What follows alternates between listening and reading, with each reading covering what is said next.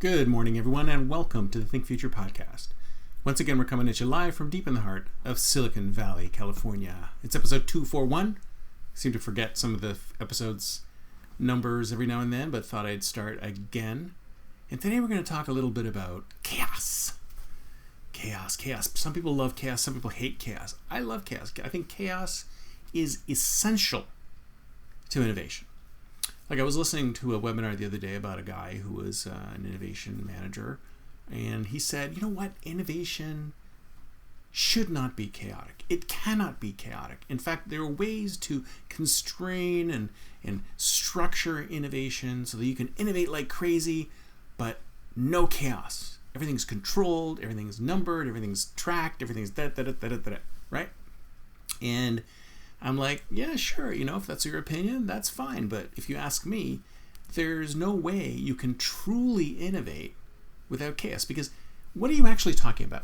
I mean, are you talking about innovation when you're talking about a very systematic way of capturing customer desires and feedback, feeding them into a review process, which undertakes many cycles to determine whether or not a product is a good idea, and then or a product or service or an add-on is a good idea, and then running it through the filtration process, engineering it, and putting it into production.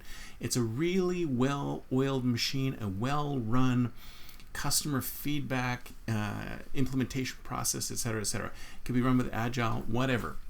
But if you ask me, that's not innovation. Although some people might call it incremental innovation, I don't think it's innovative. If you just take customer feedback and roll it back in, I mean, that's just agile project management. That's being able to bring your customers into the conversation, customer-centered design thinking, and have them help you design the next iteration of your product. That's not innovative, if you ask me.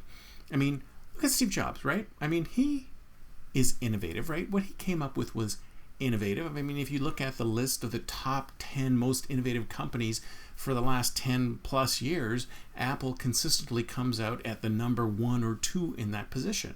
So the question is, did Steve Jobs do that? Did he have a really well formulated customer feedback process and then take those customer concerns and questions and suggestions and roll them right into the product? No, he didn't.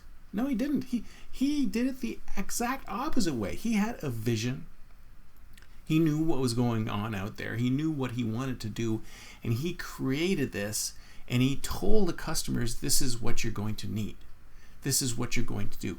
And of course, the reality is that they snapped it up. And when the interesting thing is that when Steve Jobs created the first iPhone, he figured it was just going to be an iPod that would make calls. But customers jumped onto it and turned it into an internet surfing machine, a texting machine, an all-around communications tool. He didn't expect that, but that is what happened. So the reality is that without chaos as part of the process, without some kind of controlled chaos as part of the process, and we always bring chaos into all of the workshops we do, all of the exercises we do, there's always a small element of chaos. It could be a big element of chaos or a small element of chaos that needs to be brought into the conversation. Otherwise, you're not going to get the disruptive innovation that you're looking for. You're not going to get the interesting new products and services that will truly delight your customers. So if you ask me, innovation needs chaos, but it can be controlled chaos. And some people say that, more chaos is better, less chaos is better. But the reality is that there's a certain level of chaos that's right for your product, for your company, for your business, for your corporate culture, and that is the level of chaos that you need to get to in order to truly innovate. That's it for me for today. See you next time, and until then, don't forget to think future.